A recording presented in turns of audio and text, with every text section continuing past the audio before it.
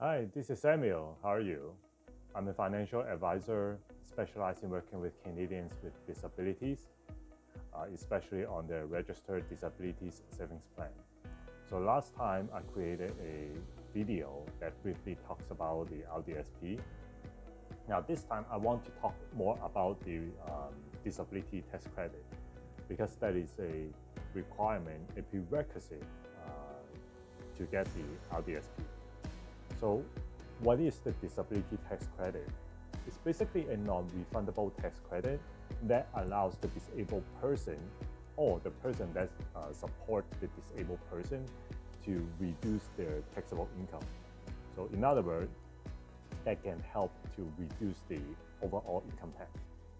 And I work with a lot of families, and some of them they're able to get a significant amount of tax refund because the disability tax credit they could get it backdate for a number of years, and some of them were able to get back thousands of dollars from the CRA. Now, as I mentioned before, the disability tax credit is a prerequisite to set up the RDSP account. Now, however, I still find that a lot of people are confused about the application process. So what I'm going to do is in this video, I will go through the application form with you and also provide you with some helpful tips. Hopefully it could be helpful for you to better understand the overall process. Okay, so let's get started.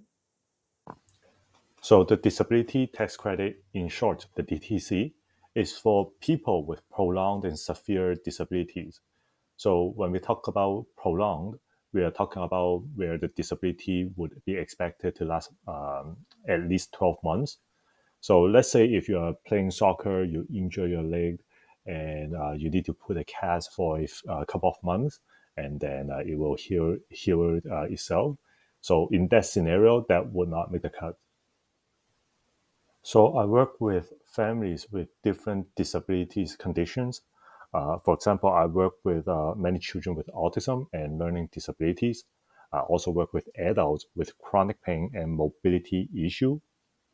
Now, however, it is not really not about the specific conditions, but rather how severe those conditions are affecting your life. And this is what the government is looking at. So to increase your chance in getting the DTC approved, I think it's better to do some homework and preparation ahead of time. So the first thing I want you to do is to visit the government website and go to the disability tax credit page. But don't worry, I'll leave the link in the description box below. So when you scroll down, go to the section of who is eligible. Now afterward, you could choose the condition that is relevant to you. So let's say, for example, walking. So in here, you could see the eligible criteria checklist. You could take a look to see if those conditions are relevant to you. So since this one is for walking, you could see like, are you able to walk on your own, or it will take you much longer to walk when comparing to people with similar age? And is that something that happens a lot, like more than 90% of the time? And is this disability a prolonged one? So you would expect to be at least 12 months. So for the walking condition, you could see that it says you must meet all three criteria below. So let's try out. Let's check off. Yeah, if you only check one of them, it will say you need all the above to be eligible. So let's say if we check off all of them, yeah, and then you will see you may be eligible for the DTC. Now, the next thing I want you to do is to hop onto our website, and I will also leave the link in the description box below. So here's a post I wrote a while ago. So it's on how to apply for the disability tax credit. I also include some approval tips there. And the one thing I want you to do is to watch those videos. So those are the videos I got from the CRA website, and it contains great example it shows you what they are looking for, under what condition they will not consider to be qualified, and what would be qualified. So in here, you could see there's a video on walking, mental functions, dressing, feeding, eliminating, hearing. I think there's speaking. There should be one on vision as well. So another one, life sustaining therapy. So just choose the one that is relevant to your situation and watch it carefully. You might want to watch it a few times to get a better understanding of it. So to give you an example, this is a very helpful video which talks about the walking condition. Now, a lot of people, they might think in order to be considered as prolonged disability under the walking condition, they would either need to be on a wheelchair or even have their leg amputated. But that is not necessarily the case.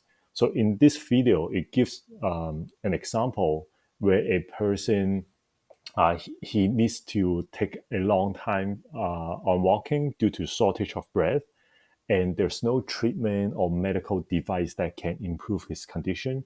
And as a result, he could be qualified for the DTC.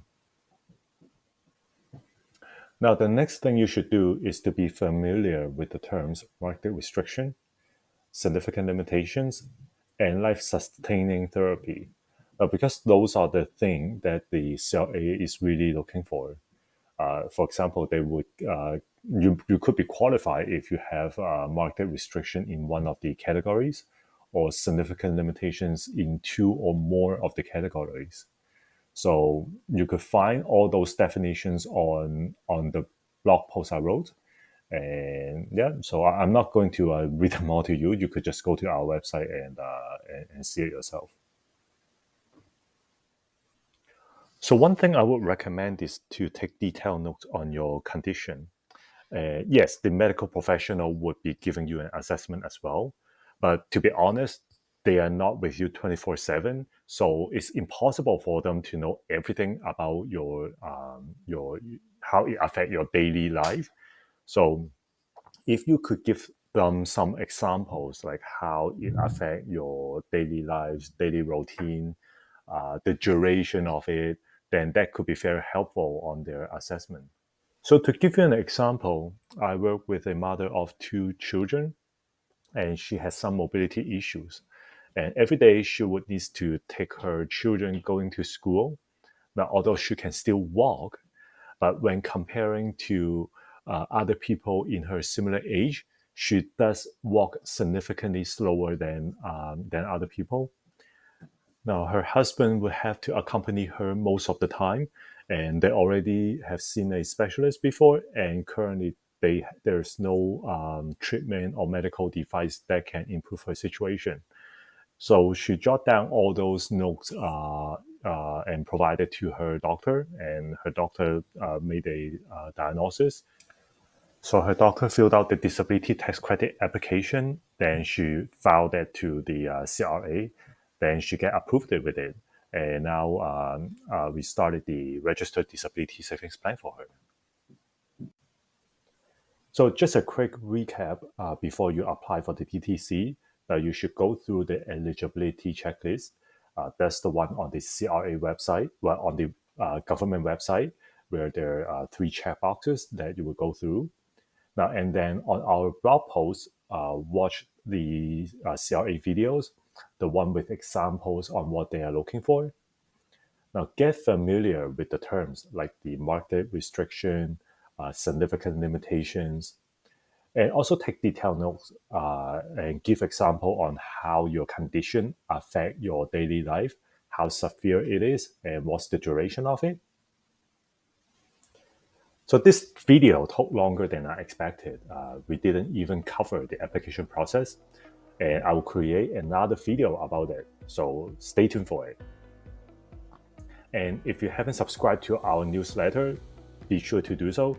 This is where I share regular financial updates that are relevant to Canadians with disabilities. And in there, I will also share a comprehensive guide on the RDSP. It pretty much covers everything you need to know about the registered disability savings plan. So that's all for now, and I'll see you next time.